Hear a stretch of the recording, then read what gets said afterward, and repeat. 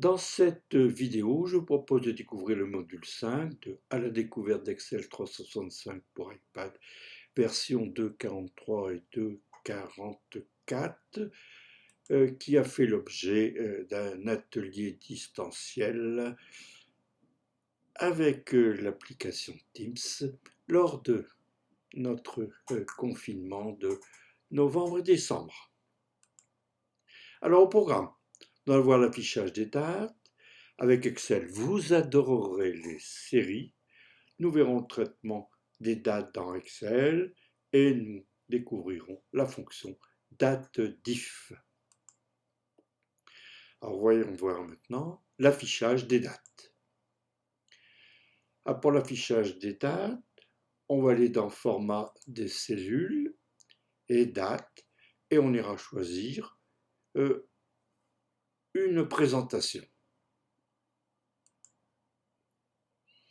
Voilà, par exemple, ici, c'est la date de la forme la plus courte, 05-01-2019.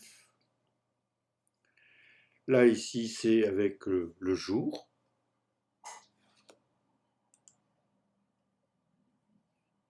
Là, c'est une format courte avec année, mois, jour. Et il y a d'autres présentations. Alors voyons voir maintenant la fonction d'incrémentation dans le cas des séries. Cela vous permet de gagner du temps et d'éviter des erreurs. Voilà, le cas typique de l'utilisation que l'on va faire des séries. J'ai un tableau à créer qui va de janvier à décembre, voire même plus. Alors je tape d'abord janvier.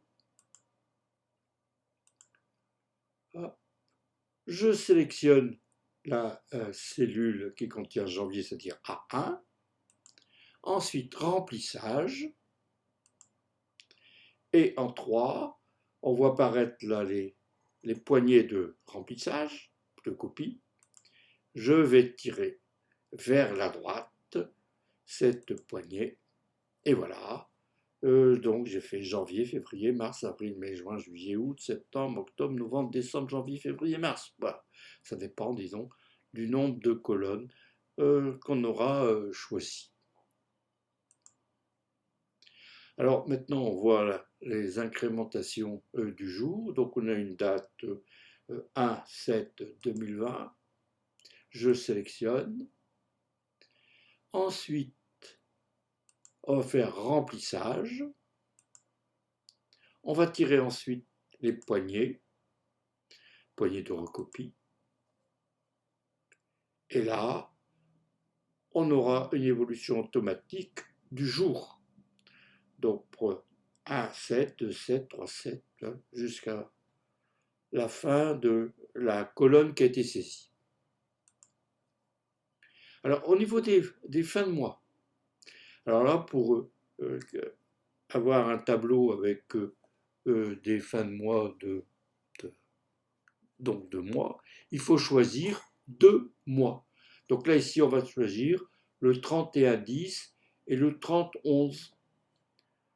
On sélectionne, remplissage, on a les poignées de recopie que l'on va tirer.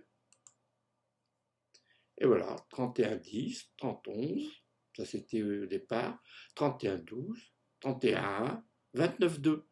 Donc ça tient compte des années bissextiles, 31-3. Donc c'est bien le dernier jour du mois. On va faire ici une incrémentation des années. Là, si 1-1-19 et 1-1-20. On sélectionne, remplissage.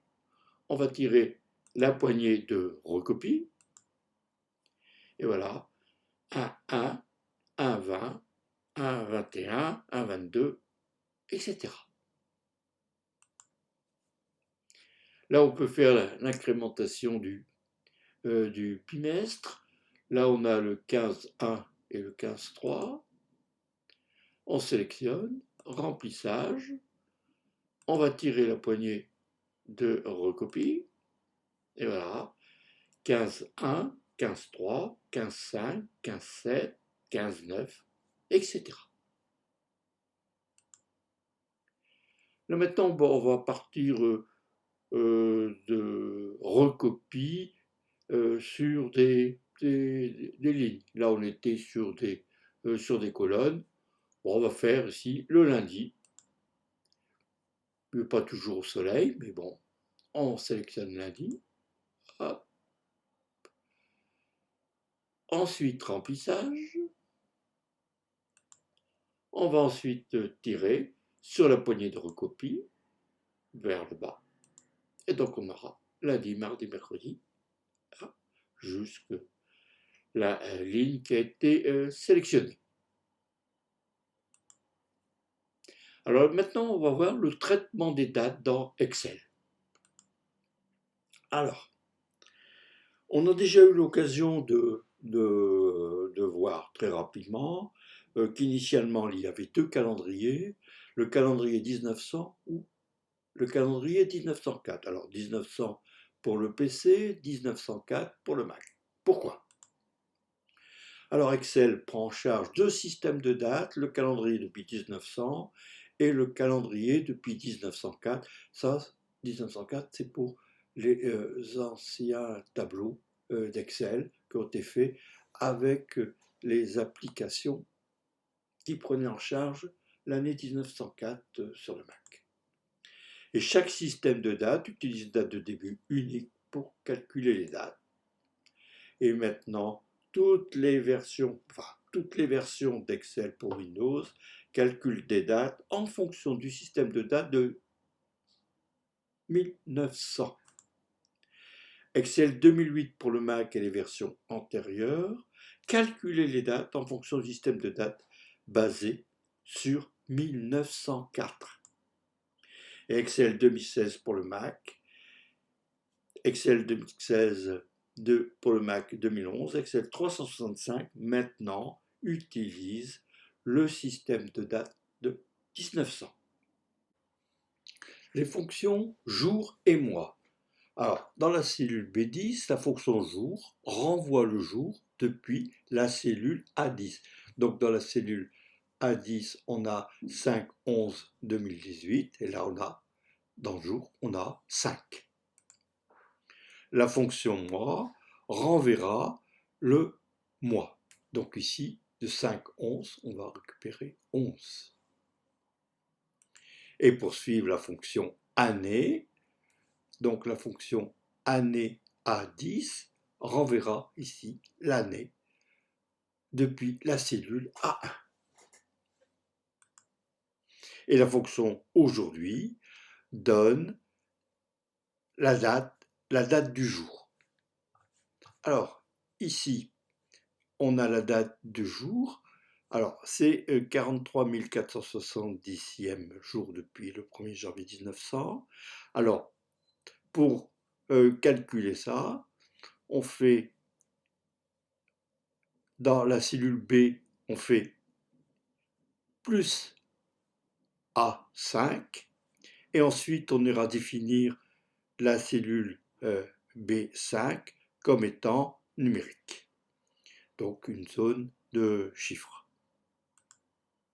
Et maintenant, donc on peut avoir des dates personnalisées avec le jour et l'heure. Et là, on a toute une série de formulations, JJMMAA, heure et minute, et on en a d'autres. Là, on est dans les personnalisés pour des nombres particuliers sur les heures, avec la fonction maintenant, non personnalisé. Alors la fonction date diff. La fonction date diff effectue la différence entre deux dates en année, mois et jour. Alors, ça s'écrit égale date diff, date 1, date 2 et paramètres. Date 2 est supérieure à date 1, puisqu'on fait une différence entre deux dates. Et paramètre, ce sera Y pour l'année, M pour le mois, D pour le jour.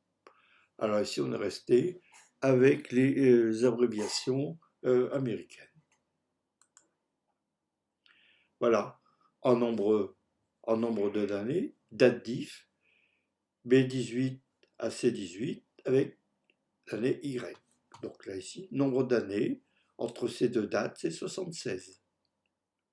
Le nombre de mois, c'est 919. Et en nombre de jours, c'est 27 991. Alors donc ici, on a ventilé la différence entre nos deux dates, ici, 76 ans, 7 mois et 18 jours. Ah, on récapitule, donc c'est le Y, YM, c'est nombre de mois dans l'année, et la MD, c'est nombre de jours dans le mois.